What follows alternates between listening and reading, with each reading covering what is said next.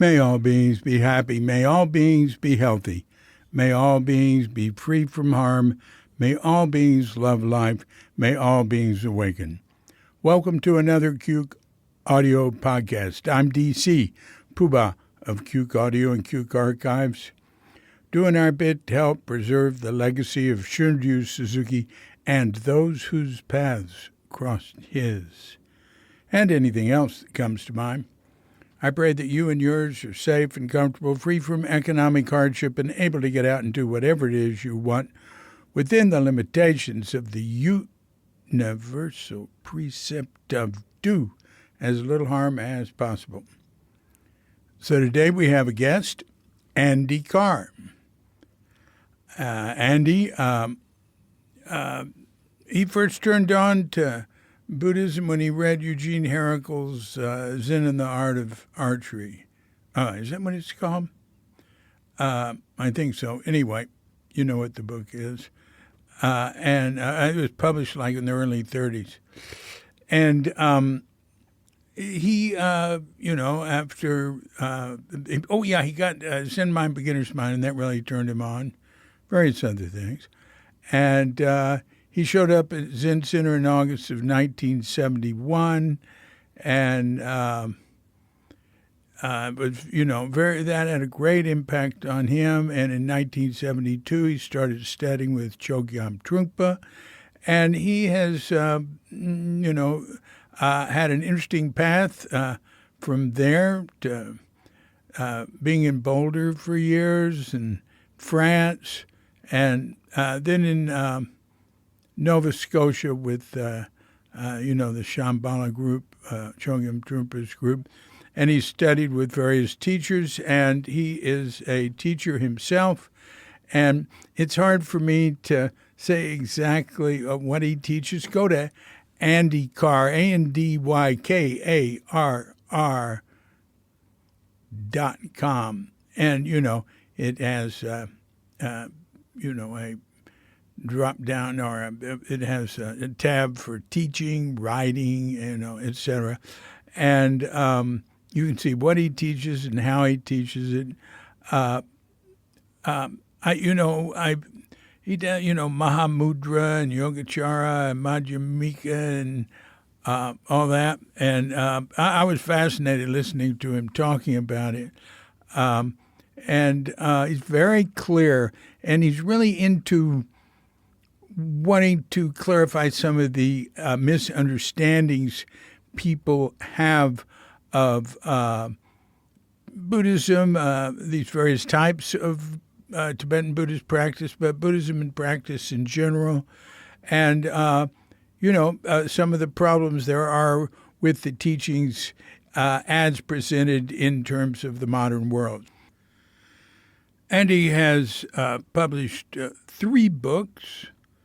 The first one was Contemplating Reality, a Practitioner's Guide to the View in Indo-Tibetan Buddhism. The second one was The Practice of Contemplative Photography, Seeing the World with Fresh Eyes. And the third one, which is new, and is the one that I get him to talk about here. He talks a little about the others, but goes in more in his newer book, which came out in 2023, I think, is Into the Mirror, A Buddhist Journey Through Mind, Matter, and the Nature of Reality. Oh, I'll tell you an interesting thing. So I did the podcast talk with him yesterday, Friday, the 3rd of April, 2025. And then, I did it in the morning because he's in Nova Scotia. And so I call him at 9 p.m. his time. It's very nice that that worked for him. Most people don't want to be called that late. Anyway, then at noon, Doris Walter came to visit. Now, Doris did a podcast with us, a couple of years ago. She was here in Bali for a while. She was once head of the German Buddhist Union, and she's involved with a little Buddhist publishing company that publishes Crooked Cucumber in German. And she said to me, I started talking about a book they're going to be publishing a translation of now. And then she turned to me and said, "Do you know who Andy Karr is?" "Yeah, it was this book." And I said, "Ha." I said, "Well, I was just on the phone with him for over an hour a few hours ago." That was great.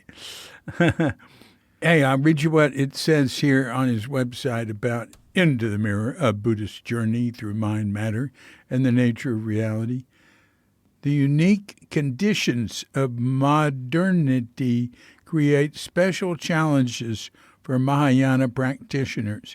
Into the Mirror brings a contemporary approach to the Mahayana's three trainings, the trainings in ethical conduct, meditation, and wisdom, while maintaining the tradition's vast vision, depth, and profundity. All right. That's enough of that. Let him speak for himself. Now, let's give Andy Karr a call and see what he has to say about all this.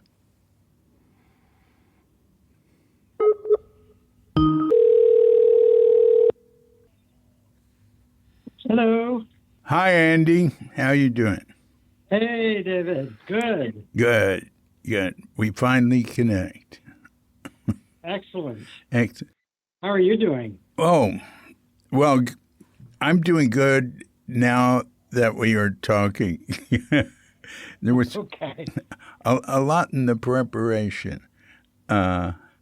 This is the first time I've used Audio Hijack to do a podcast.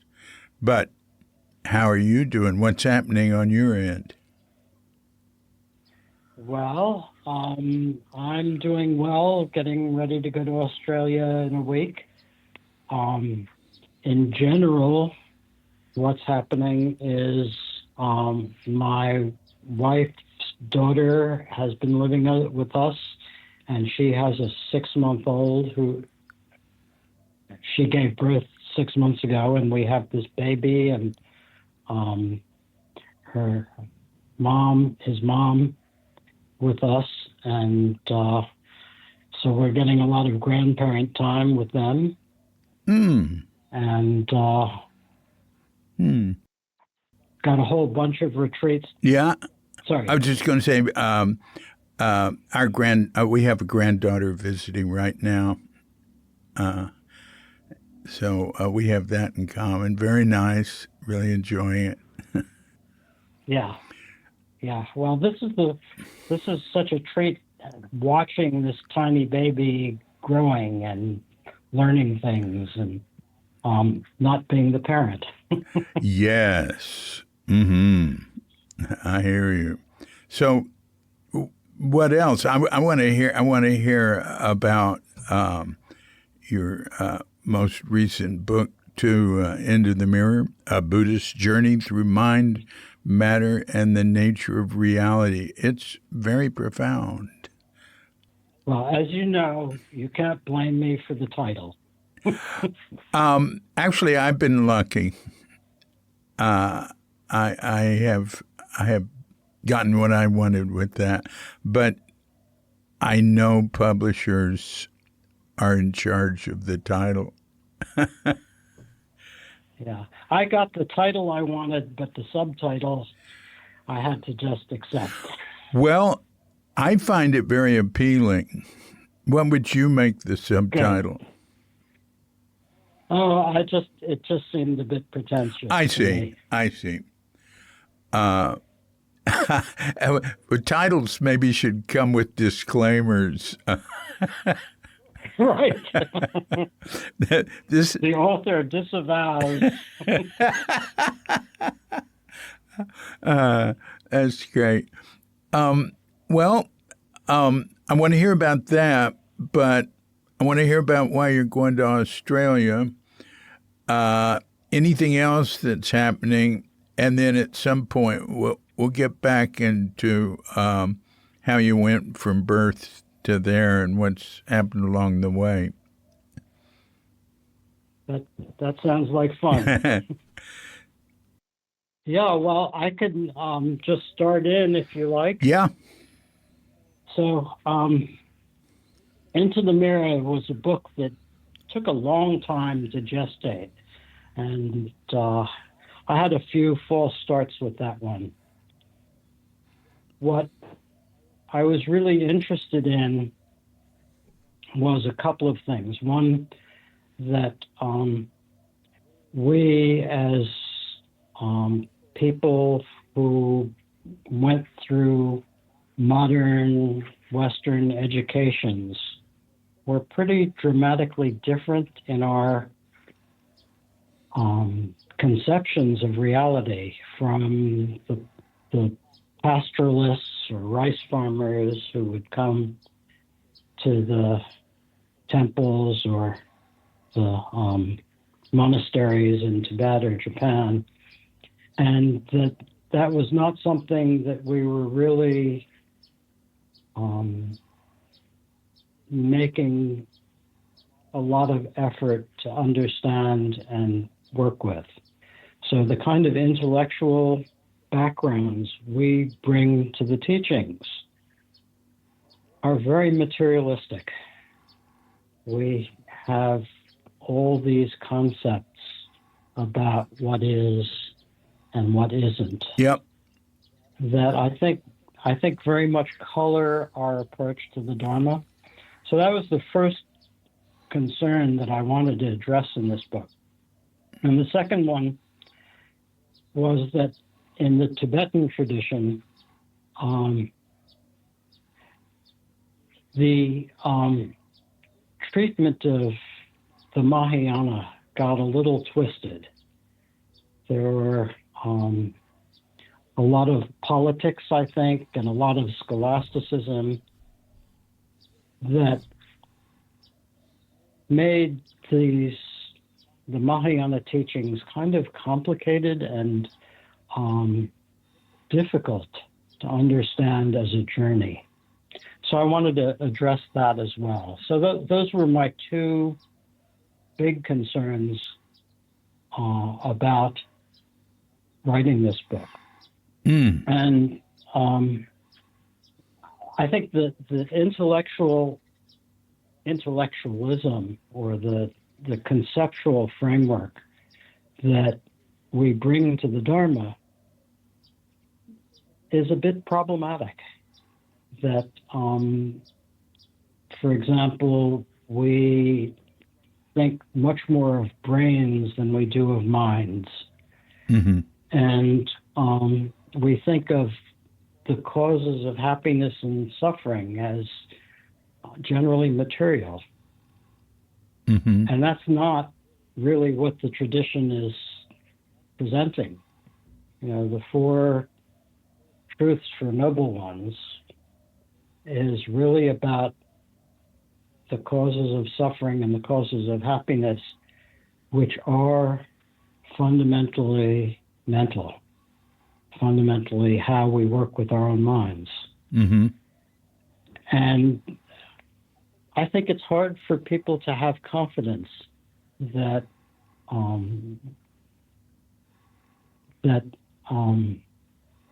it's really not your material surroundings that are the dominant force in whether you suffer or not.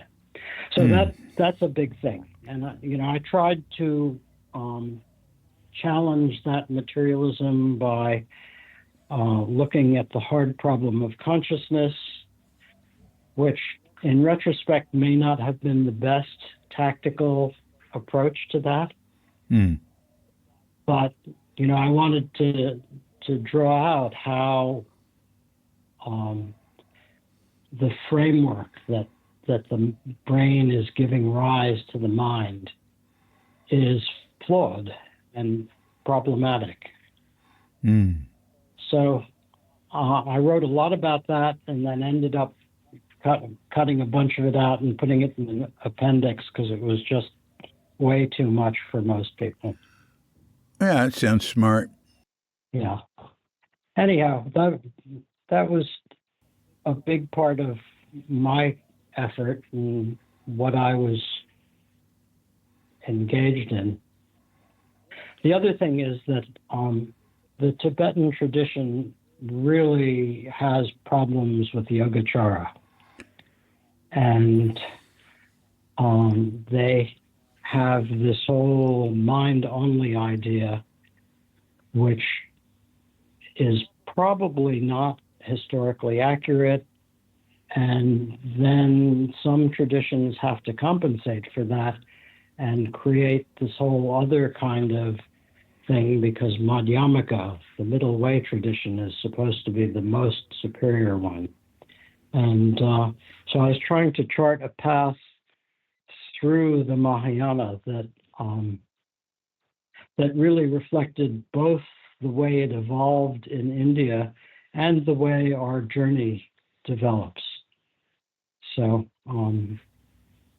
that's what I was trying to do. Now, tell me, what's the problem with Yogachara's mind-only approach? The problem is that the way the Tibetans look at it, they think that the mind-only people, or the Yogacharas, are arguing that the mind truly exists, that it's substantial, that it's a real thing, and that matter does not exist.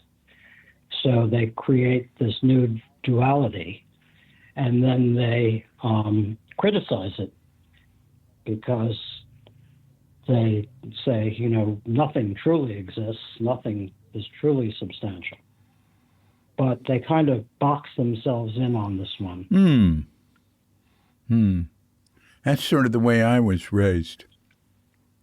Really, I was raised in the New Thought Christianity, like Christian Science. I came out of it, and the Church of Religious Science, various ones, and it was sort of, I think of it as mind only, but it was a good place to start.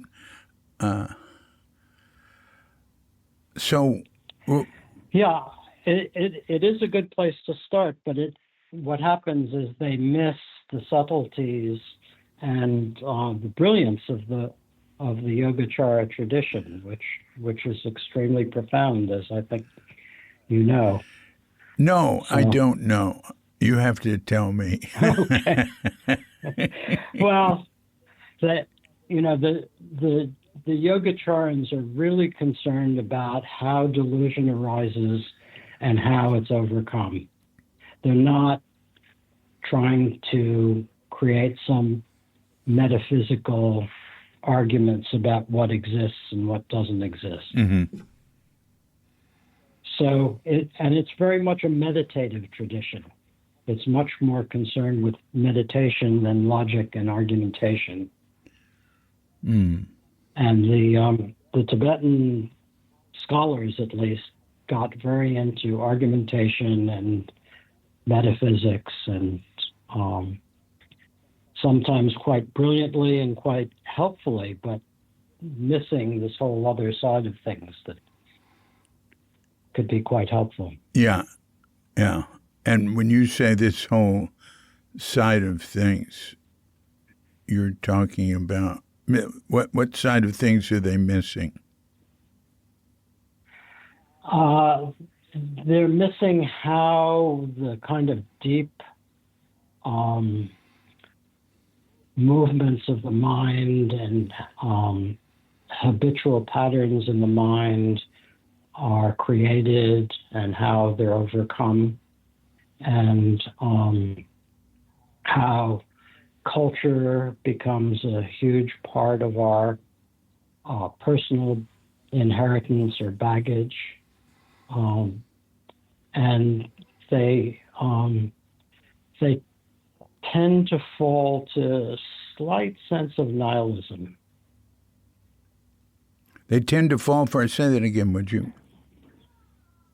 To a sense of nihilism that, they don't want to say that anything exists, and So the notion of wisdom is hard to fit into the Madhyamaka view of reality. Why is wisdom hard to fit into the Madhyamaka reality if you're, what would you say, nihilistic? Yeah, I mean, their basic approach is to cut through things, cut through anything that you could cling to. Now, when you say they, you're talking about Madhyamaka? Yeah, the Madhyamaka tradition. Yeah.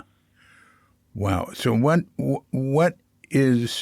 the difference between the Madhyamaka and the Yogachara? What's the essence of each?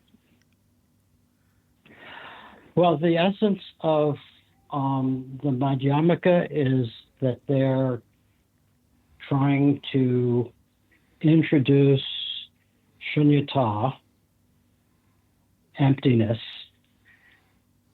and the essence of the Yogachara is that they're trying to introduce wisdom. Huh. Well, what's the difference between wisdom and emptiness? Well, ultimately there shouldn't be. But if you're aiming toward one, and you might miss the other. So the Madhyamikas, because they're so used to refuting things, they tend to miss the fact that the open spaciousness of emptiness is also alive and wise. Yeah. You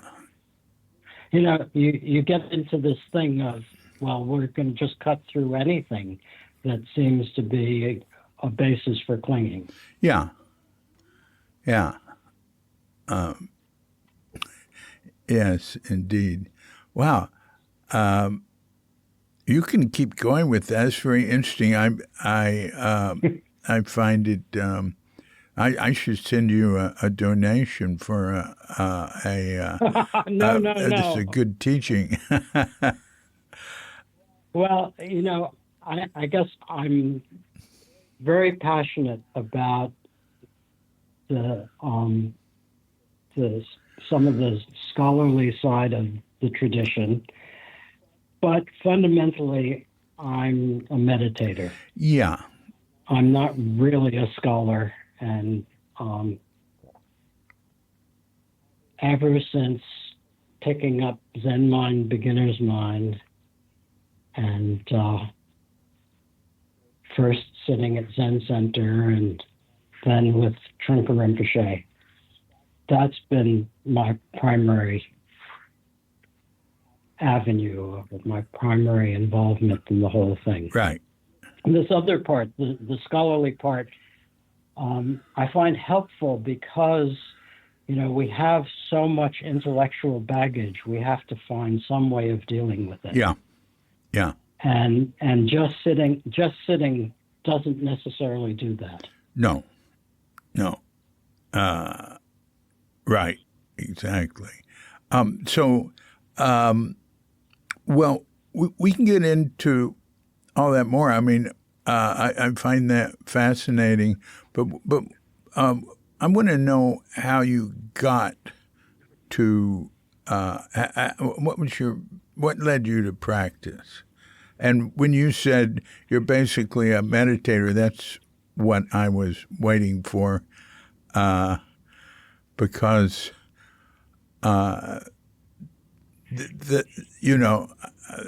the practice sort of cuts through it all.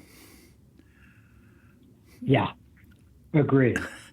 So where does it all start? Where do you come from? Where were you born? I was born in New York City, of atheist Jewish parents. Yeah. I came to Buddhism. There were some very definite steps involved, and I have no idea what the background from previous lives was. But right. I was a very fragile kid and teenager and young adult. Mm-hmm. Where in New York? Emotionally very Upper West Side mainly. Mm-hmm. Mm-hmm. My wife was born in Manhattan, and of course, so many people I know come from similar background that you do. Yes. A lot of Buddhism came out of there. Yeah, it's true. Same with me. A lot of the sanghas I've been part of have been from that background. Right. So I was pretty fragile emotionally. I was dyslexic, but not recognized that I was dyslexic, and sent to a therapist when I was in high school. And for reasons that I have no idea how this happened, and when I asked him later on how it happened, he had no idea. He suggested that I read Zen and the Art of Archery. Now, who was this? This was a therapist that I was seeing in high school. Oh, yeah. And so I got a copy of Zen and the Art of Archery and read it, and it completely appealed to me. Certainly the magical thinking aspect of it was big, but just the beauty of the whole story really got me. That was the first step. Yeah. And then did you ever become aware of his involvement with the Third Reich? I didn't. Yeah. I don't know anything about it in detail. That might have been early on. He just thought, wow, they're getting everything together, but he was involved with it. Hegel. Hegel, yeah. No, I didn't know that. I believe that's true. I've run into that on more than one occasion. Okay. Yeah.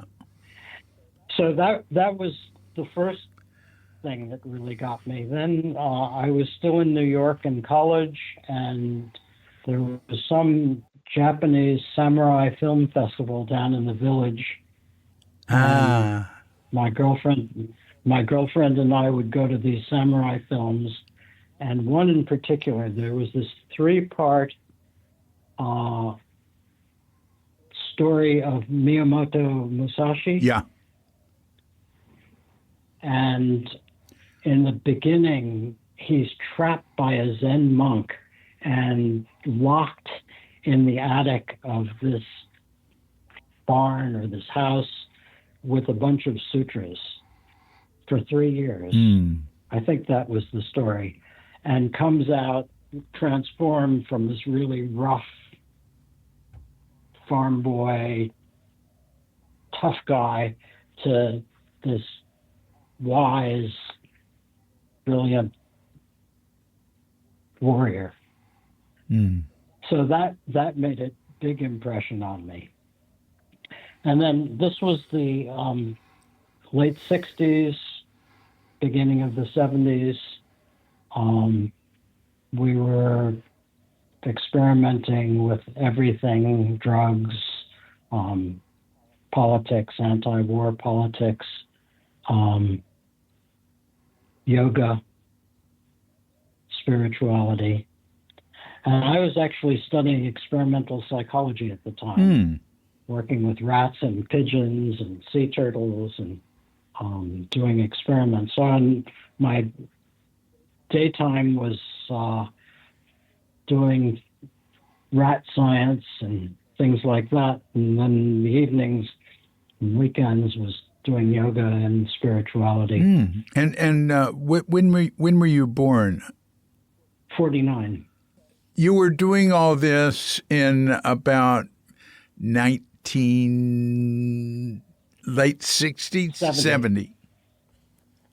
Yeah, 1970. And for some reason, again, no idea what that reason was, I decided I wanted to study Zen, and I wanted to find a Zen master. And I went to the first Zen study society on the east side to see if they had a Zen master around. And I found a flyer for Zen Mind, Beginner's Mind. Mm. Now, wait a minute. I want to go over the name of where you went. You either went to the First Zen Institute or you went to Zen Studies. That's a good question. I think it was on the east side in the 60s or 70s. So I'm not sure which it was. It was First Zen Institute because Zen Studies was Edo Shimano, and you'd know if you'd gone there. Yeah, no, it wasn't. Yeah. It wasn't. Yeah. But I found this flyer and went to the New Yorker bookstore the next day and found a copy of Zen Mind and spent the next few months reading it again and again.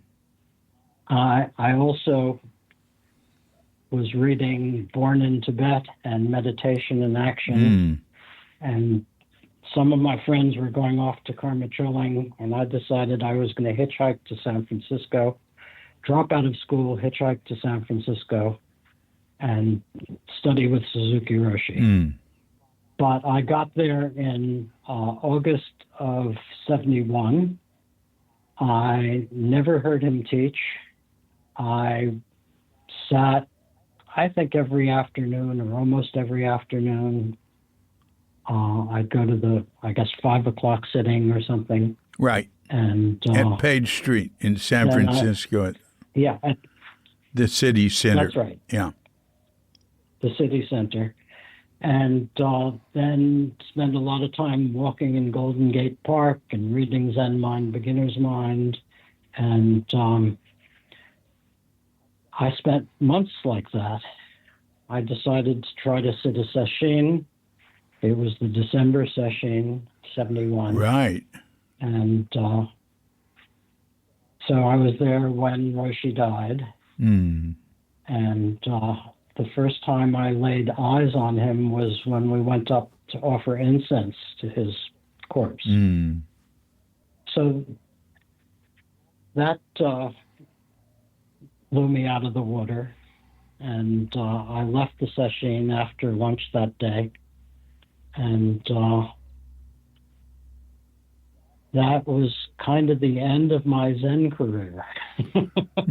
Not really, but I had been to a couple of talks of Trungpa Rinpoche's, and like many of us, couldn't understand a word he was saying the first couple of times. Oh. And then he came back to San Francisco, to the Bay Area, after Roshi died. And I think he spent 10 days going around the Bay Area giving talks. And I went to a bunch of those and made a connection with him and became his student. So that would be 72, probably early 72. That's right. Yeah, I went to some of those. You and I probably ran into each other. I'm sure we did. Yeah. So there you are in 72. Where did you go from there? Well, that summer of 72, I moved to Colorado, to Boulder. Yeah. And joined his community there. And I lived there till 79. I met my future wife when we both got a ride from San Francisco to Colorado in the same car. And we eventually got married, had a couple of kids, moved to Paris, France. Moved where? Right. To Paris, France. Oh, my gosh. Where I had a job. And what job? I was working for a bank. Were you working for an American bank in Paris? No, it was a French merchant bank, and it was a job that I got through a family connection. And it involved a lot of traveling back and forth to the Soviet Union and occasional trips to Japan and the U.S. And we started a Dharma study group in our apartment, which became the Paris Shambhala Center eventually. Oh, wow. Sam, wait a minute. There's something missing here. See, I left you, dropped out of college, went to San Francisco, had that experience with Zen Center, Shunryu Suzuki, and then,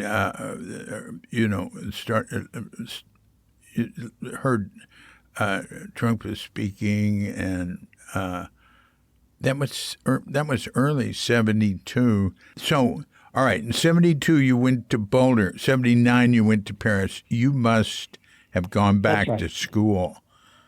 No, no, I sort of faked it. Well, yeah. So how'd you get that job? I mean, how'd you qualify for that? You had to learn something. Well, sort of on the job. Uh-huh. As I said, I got the job through my family. My father made that connection.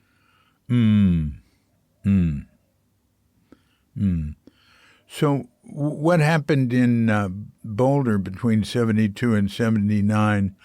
I went there around 70. I went there a few times, and I'd stay for a couple of weeks or something. I really loved the Boulder scene there. And I'd only hang out with Shambhala people, or Dharma Dhatu, we said too. And what did you do in those 7 years there?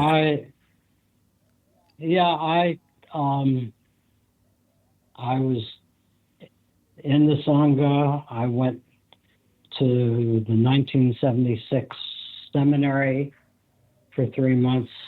My wife and I went. She was pregnant with our first son at seminary.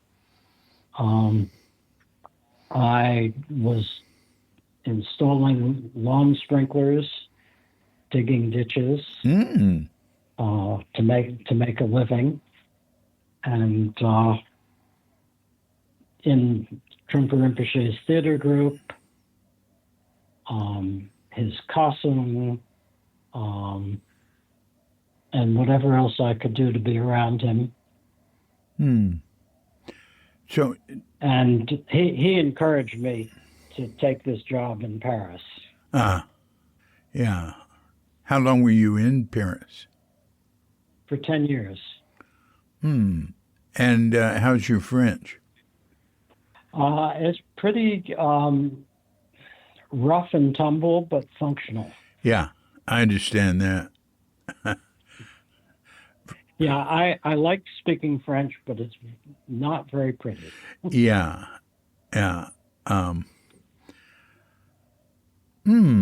And so you were there for 10 years, so 79, 89. So what happened after that? In 89, we felt it was time to get back to North America before our children turned into French people. and it was after Trungpa Rinpoche's death in 87, when a lot of people in the Sangha were moving to Nova Scotia to fulfill what we felt Trungpa Rinpoche expected us to fulfill. And so my wife and I decided we're going to move to Halifax, which we did. And we arrived here along with hundreds of other people who were coming from the U.S. and Europe. And that was a pretty interesting time. The crisis over the regent was going on, and that played out in the first year we were there. And then there was sort of we hit a big air pocket around then, after it was kind of a crash. Right. For the Sangha. First Trungpa Rinpoche died, then the regency fell apart. And then people started to leave Nova Scotia, go elsewhere. But not a huge number, but some people were starting to leave, and the feeling of momentum and exhilaration dissolved. But those of us who stayed settled in. I settled in. I tried to just carry on with what I thought I was supposed to be doing. I had a job still with a bank in London when I moved here, so I was able to work part-time for them and continue my practice and so on here. And then in 1992, this mad yogi named Khenpo Tsultrim Gyamtso showed up in the Shambhala world. And he really was an extraordinary yogi and an extraordinary scholar.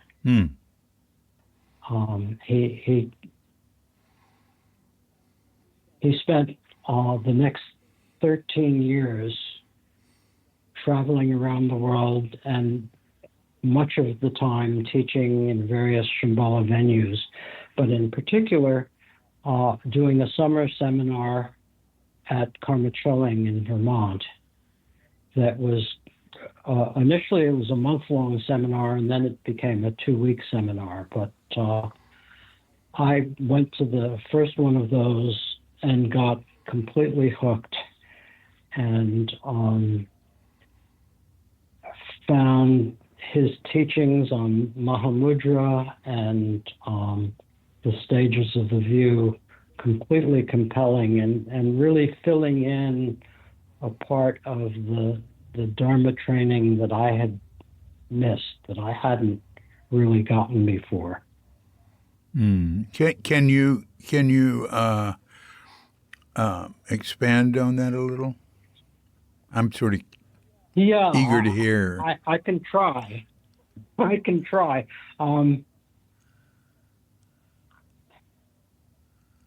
With Trungpa Rinpoche, we did a tremendous amount of sitting meditation.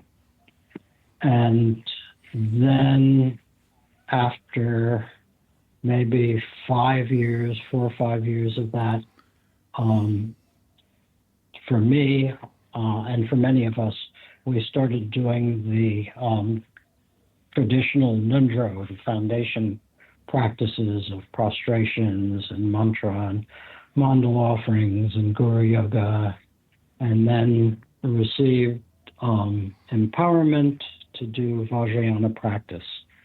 So that was a big deal. That was a large part of what we were doing. So that kind of covered what I was doing up through the early 90s.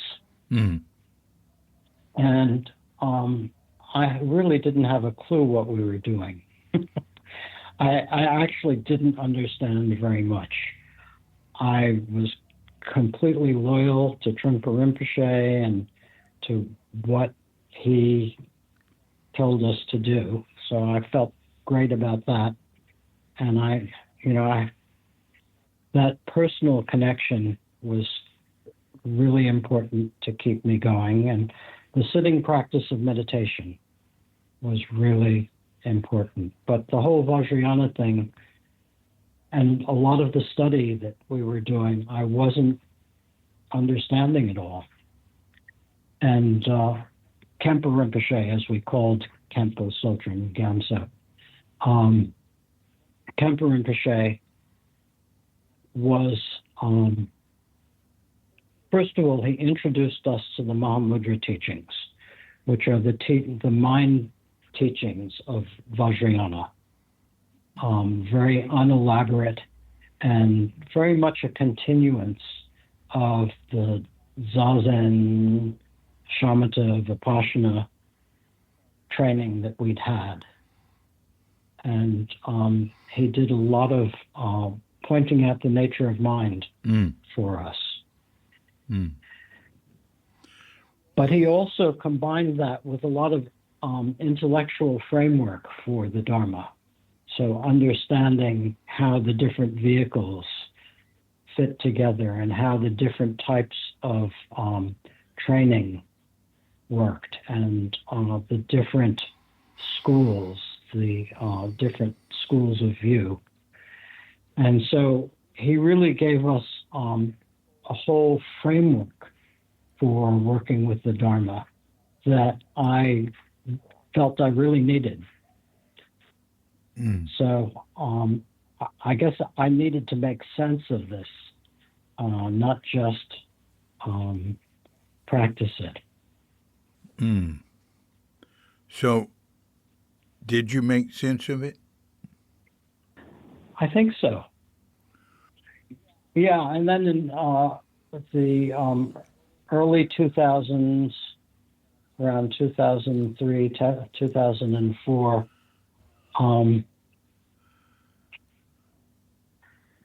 a friend of mine who is the director of the Nalanda Translation Committee. I don't know if you know Larry Mermelstein. Larry and I were talking a lot about Khenpo Rinpoche's teachings, and there were some projects that were supposed to be putting some of what he was teaching in book form that were not really coming together. The people who were responsible for them were not accomplishing them. And he suggested that I should do it, which was quite an unexpected suggestion, not really in my wheelhouse. But I thought, okay, well, I'll see if I can do this.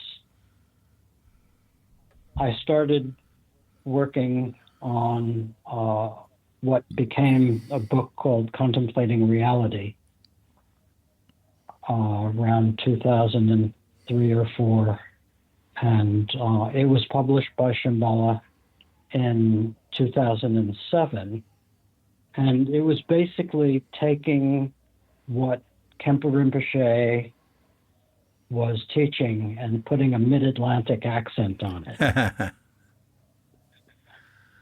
and it was a success. It was something that was helpful to people. So that was when I got started as a writer, such as I am. Yeah. Oh, I have a question. How has your what is it? The learning disability. Right now, I'm blanking out on the name. Oh, dyslexia. Yeah. Dyslexia. How has your dyslexia fit into that picture? Well, I write pretty short paragraphs and very clear because I don't deal with complexity too well. I have to process it. And, my coping strategy with dyslexia is that I can get the big picture. I have a lot more trouble with the details, Mm-hmm. but you can use that as an advantage too if you clear about how the whole thing works together.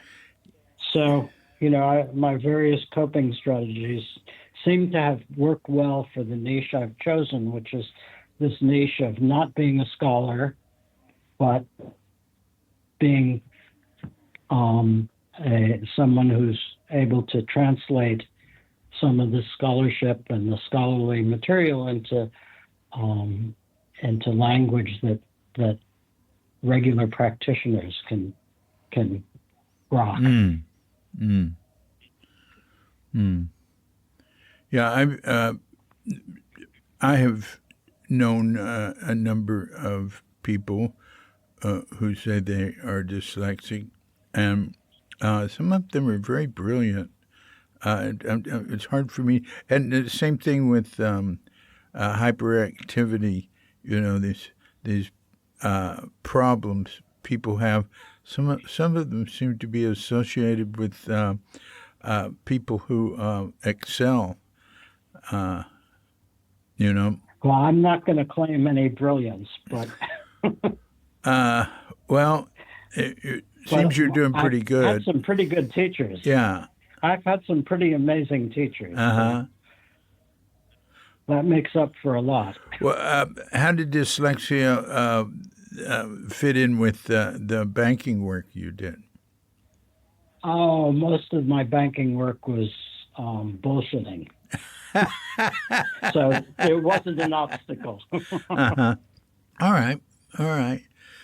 So continue. You've come out with contemplating reality.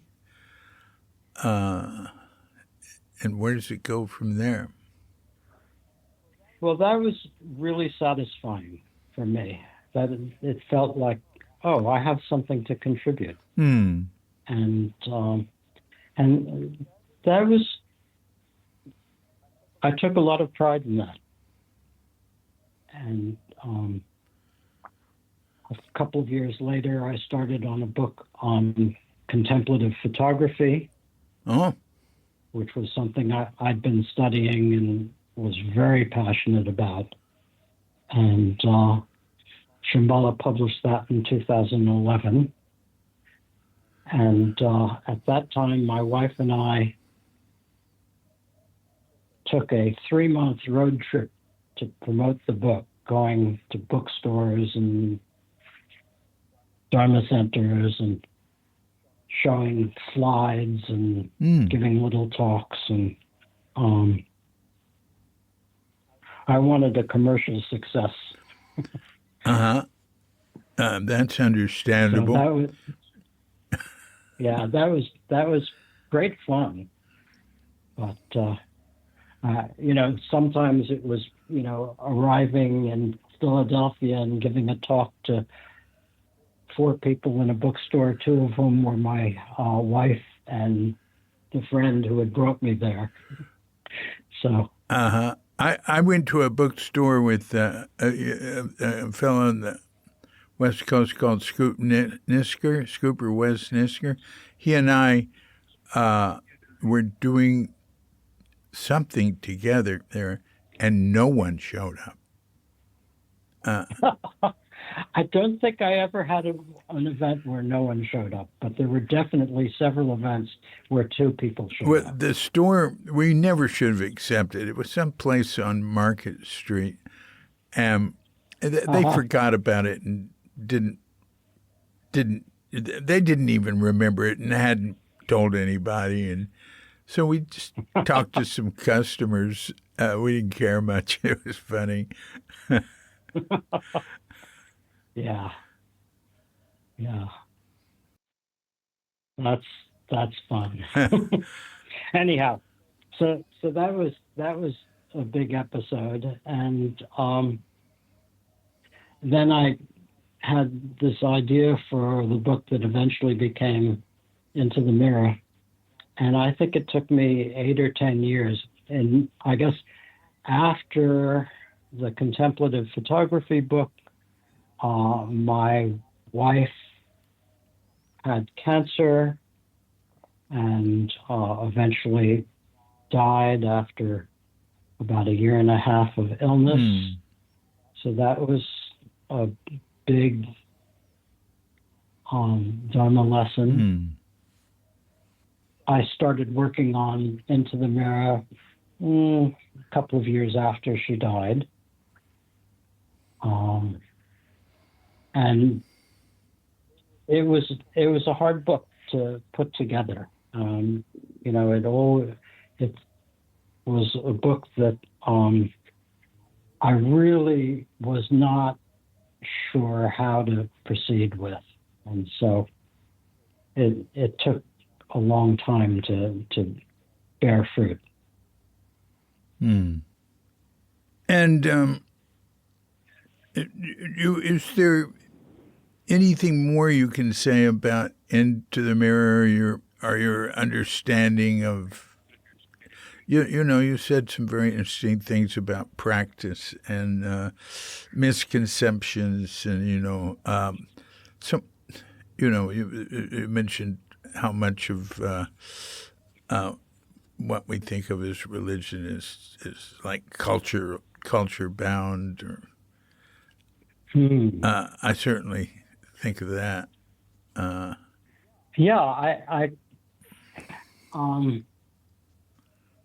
I would like to talk about that a little.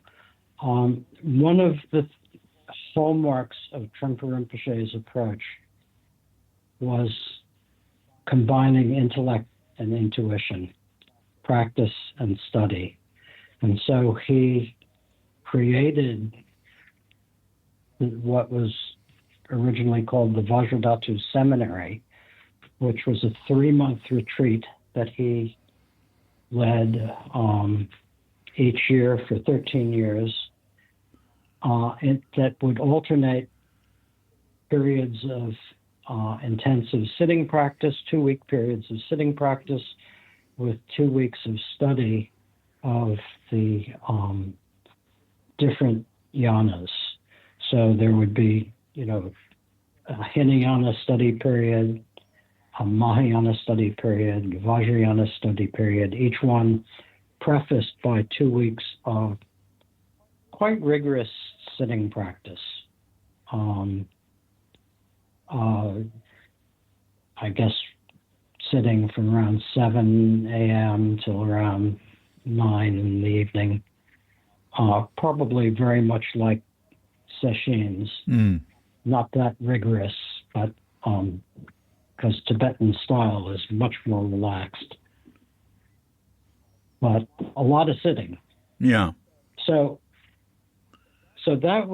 that's been like a really important landmark for me. And so in the books I've written, I've really tried to emphasize the importance of practice and study together. That, doing just one of those, especially for modern people, it's hard to make a lot of progress. Yeah. That, we have too many conceptions about how things are, and we have too much mental activity that's necessary to navigate through our days, that we need both the sitting to settle and to train, and the intellect to understand how to kind of take apart the ego. Yeah.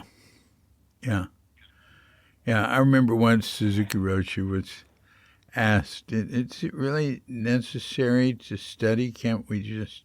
I mean, Zen Center was such a zazen heavy place. The teaching was so focused on zazen, but he'd say, "Can't we just sit zazen and practice and not study?"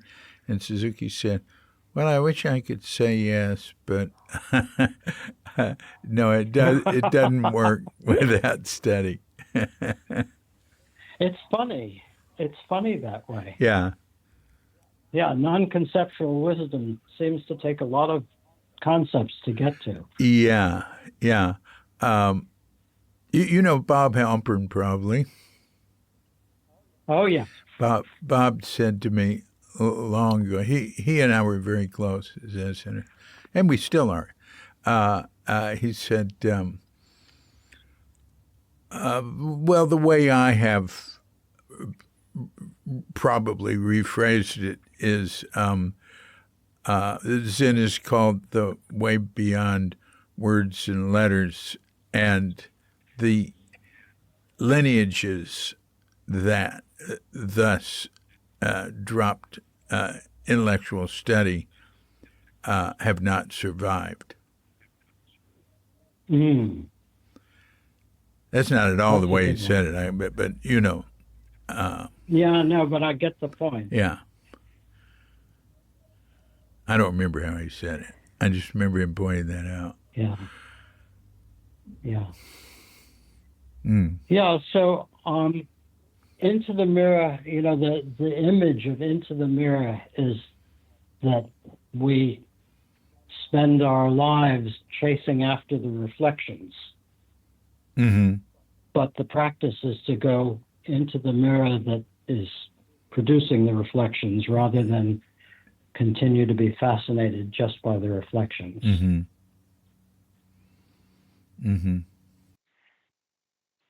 And the idea of the book is to try to lead people through the stages of insight that first the basic insights of the path and the four truths, and how practice and study are the method of developing those insights, and then how to overcome some of the basic materialism that we culturally swim in all the time.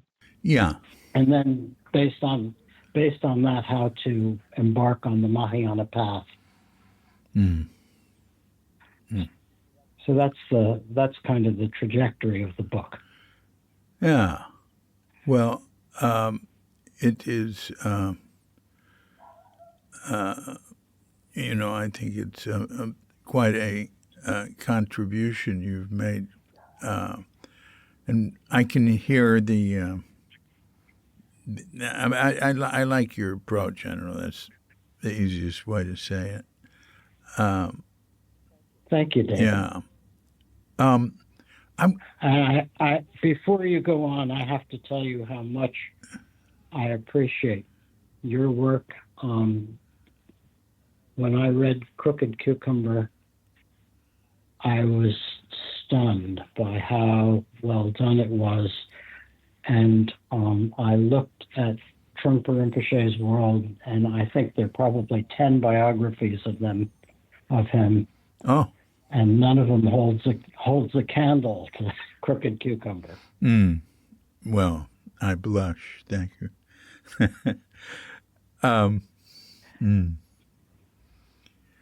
I'm curious, what are you going to do in Australia? Well, my second wife and I have been teaching together for a while now, and we've been invited by the Rigpa Sangha, which is the Sangha of the late Chogyam Rinpoche. Oh, yeah. You got remarried. And how long have you all been together? We've been together 10 years. Ah. We're leading an 8-day retreat in Sydney and then teaching a weekend in Melbourne. Wow, that's great. That's great. You get around. Yeah, do you do much of that? Not as much as I might, but it happens this year. I've got like a whole bunch of retreats that I'm doing. One of the other things that my wife and I have been working on, along with a bunch of our friends, has been to revive or reinstitute a contemporary version of the seminary program that Trungpa Rinpoche used to teach. Wow. Good for you. Yeah, we're not doing a 3-month version, but we have a 3-month online class followed by a month-long retreat in Colorado. And last summer was the first time we did that, and it was great. Where do you do the month-long retreat in Colorado? At what's now called Drella Mountain Center, that was Shambhala Mountain Center, that was Rocky Mountain Dharma Center. Right. It's about 2 hours north of Boulder. Yeah. Yeah. I've been there. Yeah. That's where this great stupa of Dharmakaya is. Yeah. Yeah. Yeah, I have seen it. I met the fellow who was in charge of doing it. It's really amazing. I loved it. Yeah, it's pretty awesome. Yeah. So now, one thing I think is important to mention is that your website is, I think it's just andykarr.which? It's andykarrauthor.com. Oh, Andy Karr, that's right. andykarrauthor.com. And if one is interested in participating in any of your teachings, would they be able to find out about it there? Yeah.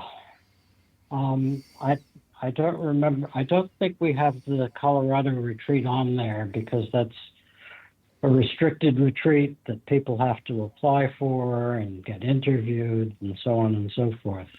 But how can they apply for it and get interviewed if they don't know about it? Why wouldn't you put it on your website?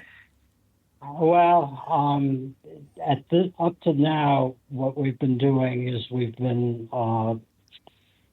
circulating it to people in the Shambhala world and people who are fairly close into that, because it's very much about Trungpa Rinpoche's teachings, and we expect people who come to it to have 5-10 years or more of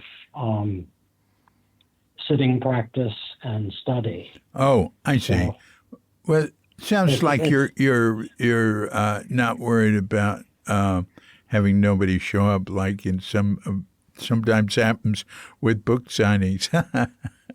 Yeah, no, we were worried last year that no one would show up because it was the first time doing this, and it was the first time that anything like this had been happening for a long time. And it filled up, and again this year it's going to be full. Yeah. So we have managed to find the people who want to do it. Yeah. So is there anything more you could say about what you have to offer? Mainly what I teach is the stages of the view and Mahamudra. Those are the two things that I'm passionate about and like to teach and think are really helpful for people. So I'll be teaching a Mahamudra retreat, a short one in Nova Scotia in September, and in Vermont in November, along with a couple of other people. And this big retreat in Colorado. Would you please elucidate the stages of the view? Well, the stages of the view is, let's see, in my understanding, let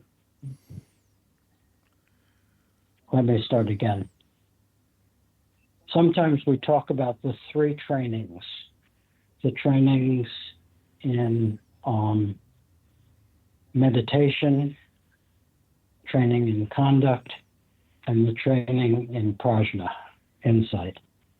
And the training in insight in the Tibetan tradition is based on what's known as the stages of the view, the stages of the insight into emptiness and wisdom. And, it can be presented different ways, but there's the views that are taught in the foundational vehicle, or the views of the Mahayana and the Vajrayana views. So it's a progression of insights that become hopefully more subtle and more profound. So Trungpa Rinpoche often taught the three yana principle, the three vehicles, Hinayana, Mahayana, and Vajrayana. And that's one way of talking about the stages of the view and stages of practice. The Tibetans are really big on stages and categories and hierarchies of understanding and so on and so forth. So, yeah. So we've got a lot of that stuff. Do you get any flack for using the word Hinayana? I don't use it generally. Seriously, I don't like it. But Trungpa Rinpoche used it. Yeah. Back in the 70s and 80s, that was not considered problematic. But I have stopped using it, and I was surprised when I just used it now. I generally talk about either the foundational vehicle or the Shravakayana. Yeah. And then is that what you call it? The Shravakayana? Wow, that's harder to say. It is. the vehicle of the hearers, or the vehicle of the proclaimers. Does that really cover the whole?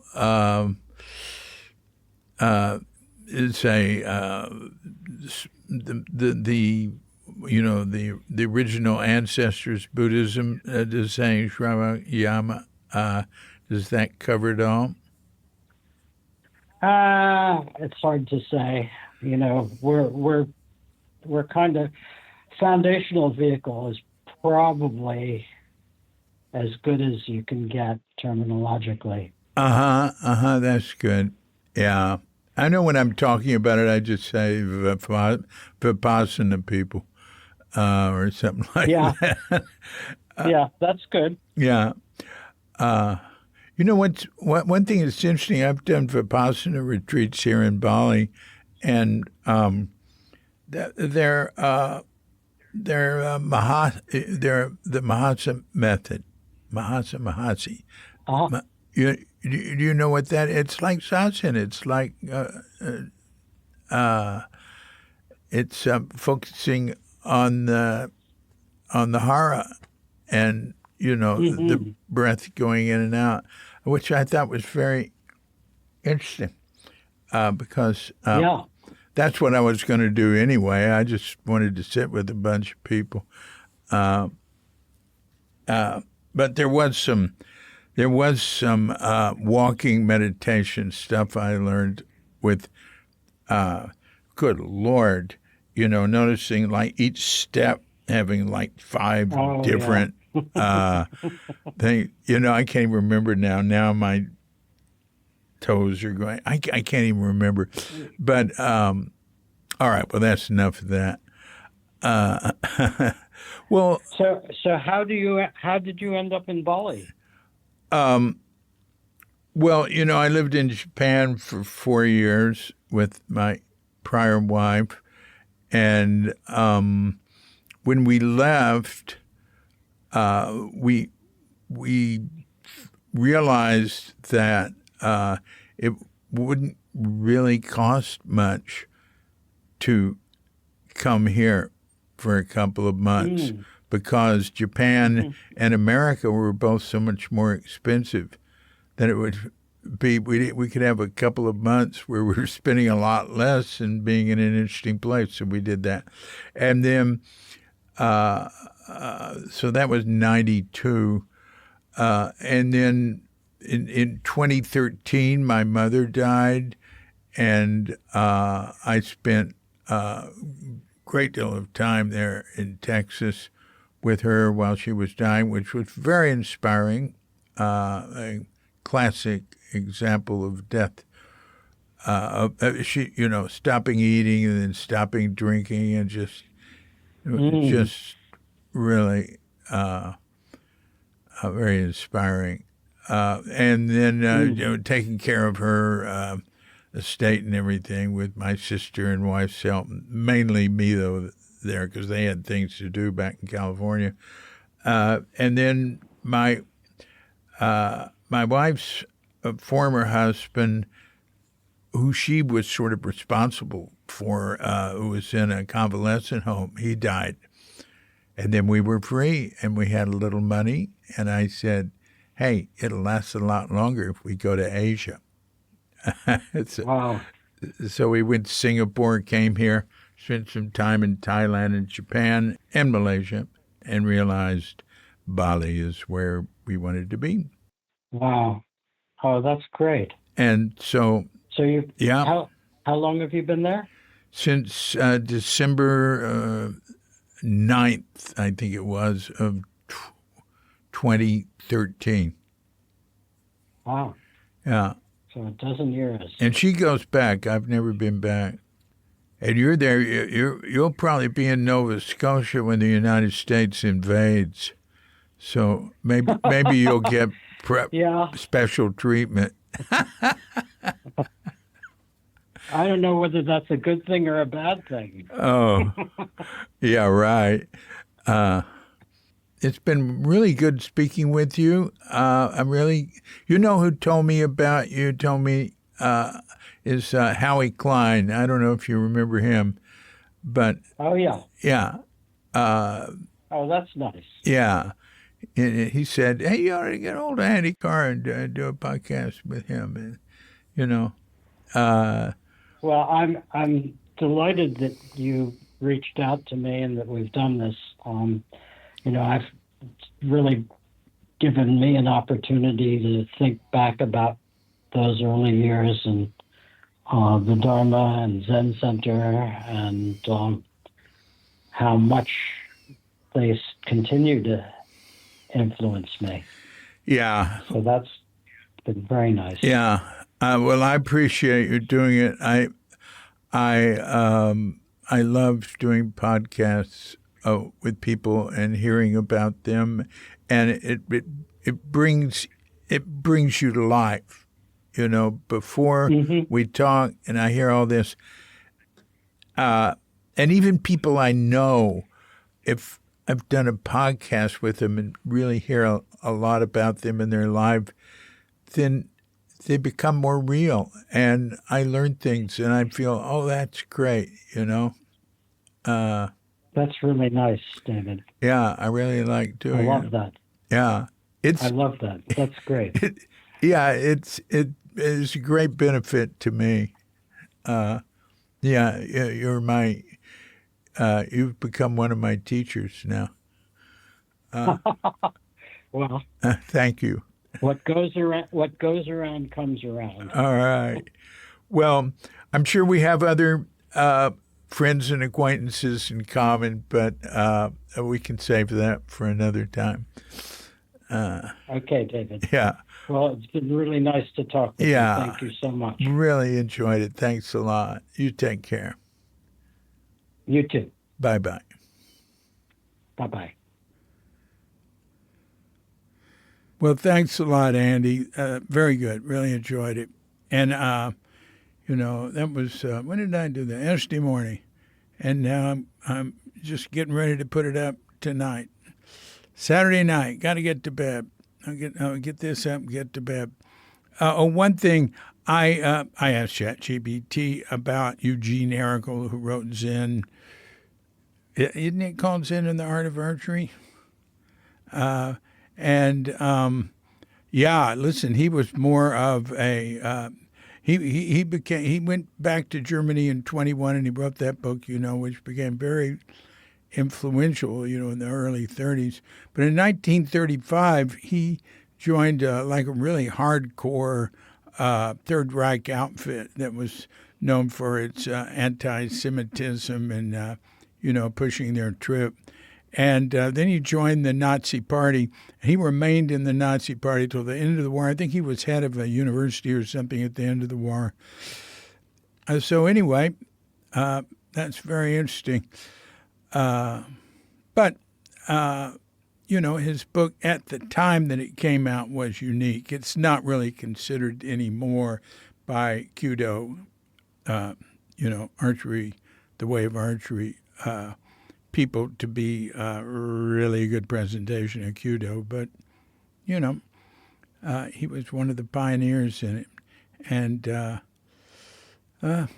so, those things happen. We have a lot of people we like in America going down a road pretty cruel and pointless and destructive.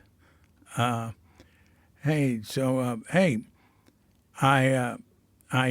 gotten a couple of messages about what's it called, these hands-off demonstrations. Listen, go to one of them and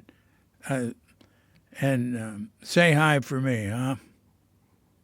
Okay, thanks a lot, Andy. And remember, his website is andykarrauthor.com. Did I say that at first? Well, I'll listen to this and make sure. And this has been a Cuke Audio podcast. I'm DC Puba of Cuke Audio and Cuke Archives, coming to you from Sleepy Sanur with Doghead Bandita Feline Manis and dear lovely Katrinka. Hey, and guess who else? My granddaughter Lucia, who is an angel. She's almost 7. My gosh, is she nice. And her mom, Rita, again, very, very mellow. Wonderful people to have staying with us. They can just stay. They don't have to leave. Okay.